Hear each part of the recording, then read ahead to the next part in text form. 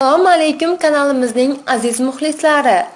Bugun biz sizlarga kashnich hamda shivit haqida ma'lumotlar beramiz. Bahorning ilk kunlaridanoq tomorqangizning bir burchagiga kashnich urug'ini sepib qo'ying. Chunki u inson salomatligi uchun tez tibbiy yordamdek gap.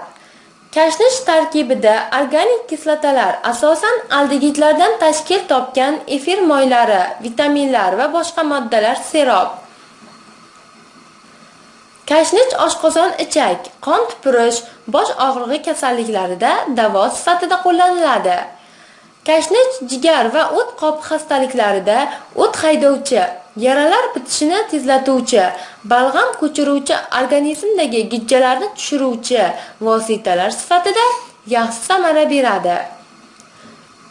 Ikkinchi o'simligimiz shivit. Shivit har kuni dasturxon mehmoni bo'lsa foydadan xoli bo'lmaydi. Sababi uning tarkibida 5% efir moyi, barglarida C vitamini, A, B, karotin, mineral tuzlar mavjud. Shivitdan tayyorlangan damlama ovqat hazm qilishni yengillashtiradi. Shuningdek, ishtahani yaxshilab, qorin dam bo'lishidan saqlaydi. Shivit peshob haydash va ona sutini ko'paytirish, moddalar almashinuvi jarayonini yaxshilash, suyak to'qimalarini mustahkamlash, qonni kislorod bilan boyitish xususiyatiga ega.